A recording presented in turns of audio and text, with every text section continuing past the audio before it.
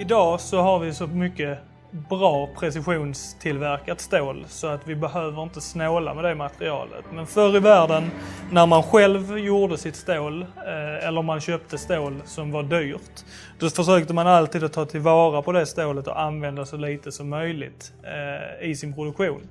Så det man gjorde var att man laminerade blad som det heter. Så man hade billigare, icke härdbart järn på sidorna. Och så hade man en liten bit stål i mitten. Och detta var ju då framförallt för att spara på det dyra stålet som var svårt att få tag i. Tanken är att jag ska vika det här vanliga plattjärnet som är vanligt ohärdbart järn eller konstruktionsstål som det heter. Järn är ju ett grundämne och detta är då ett konstruktionsstål, så det är ett legerat stål men inte härdbart. Jag ska vika det över den här biten stål, vika det över och sen så smider man vid väldigt hög temperatur och väller som det heter, där man då tar upp det till vitvärme eller 1300 grader, 1200-1300 grader och smider samman det med små snabba slag först för att etablera en sammanfogning och sen hårdare för att få ett homogent ämne till slut. Där jag då har ett stål i mitten som kan få en ägg och hålla en ägg.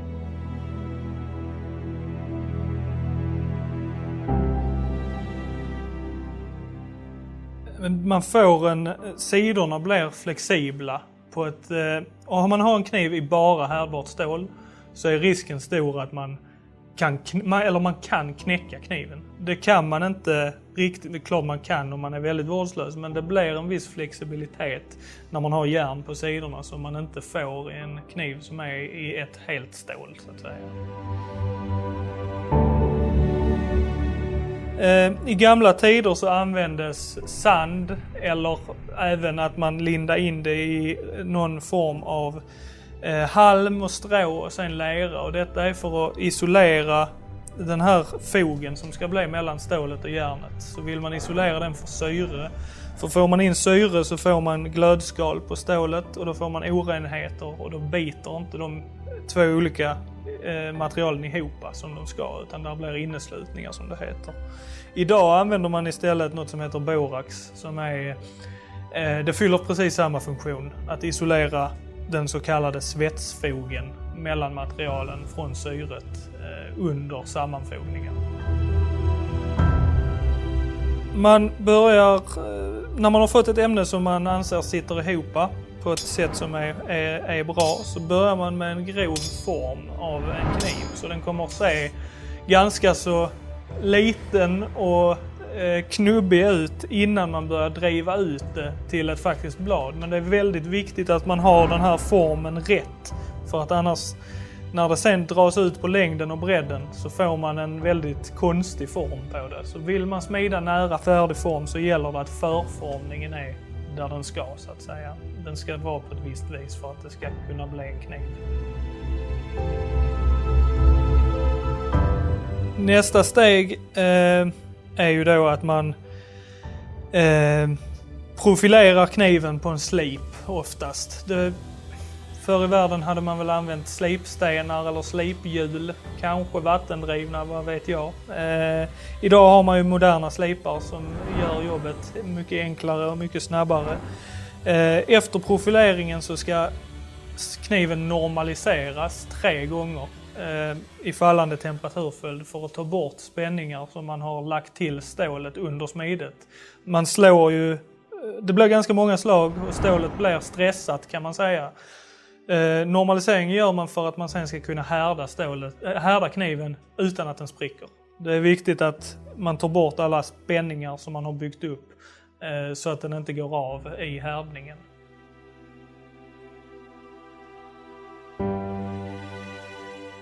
Metoden är densamma, men man har kommit på tekniska lösningar som borax till exempel som gör det mycket lättare att få en syrefri fog. Man har, idag kommer jag inte använda det, men man har maskinhammare som underlättar arbetet för smeden. Men i stora drag så har metoden varit densamma i 1000 år. Det är ju processer som försiggår. Ja, det allra viktigaste man har egentligen, det är ju hammaren och städet. Det är ju liksom grunden till allt. Och man kan säga att städet är en stor stationär hammare. Det är liksom baksidan. Alla avtryck som jag gör på kniven med hammaren från ovansidan kommer få ett svar från undersidan. Så därför måste städet vara platt, utan märken.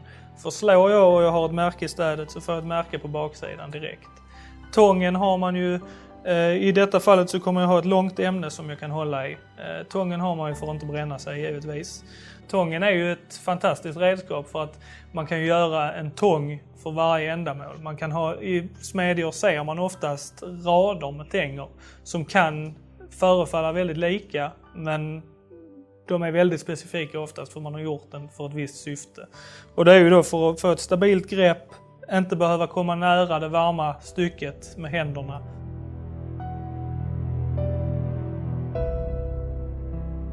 Vid olika temperaturer så uppvisar ju järnet eller stålet olika färger. Och man vet till exempel när man ska välla ihop stålet och järnet i kniven så kan man se när järnet är ljust gult eller vitt till och med. Då är det dags att välla ihop det. Vissa säger att man ska vänta på första gnistan för när det blir tillräckligt varmt så brinner kolet i stålet och då kommer det gnistor av det. Men det är lite...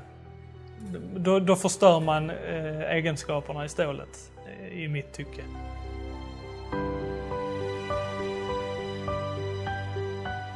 Det absolut mest kritiska momentet är den här vällningen och få det att sätta sig rätt när man ska sammanfoga lagerna.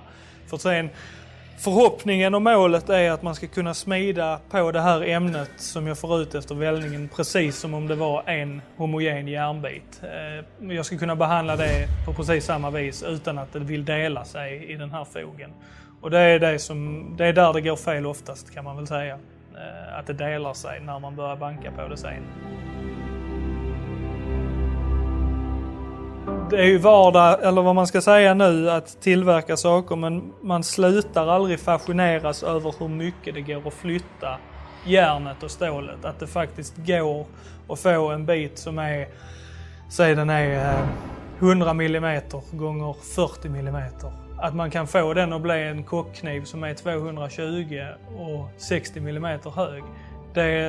Den fascinationen försvinner aldrig, tror jag. Ibland tänker man inte på det, men ofta så liksom, det är ju så här man gör, att det går att flytta det fast det är så himla hårt i fast form. Min farfar var smed och min gammelfarfar var smed och ett antal generationer tillbaka på pappas sida var smeder. Så intresset har alltid funnits där. Det har varit jättestort intresse, men jag har aldrig riktigt hittat något sätt att utöva det. Och så fick jag av en slump möjlighet att börja jobba som byggsmed eller svetsare. Och där fanns möjlighet att smida på fritiden. Så det började så på liten skala. Sen så dök där upp en verkstad som var lämplig och då bestämde jag mig för att jag ville satsa på det här och göra detta på heltid.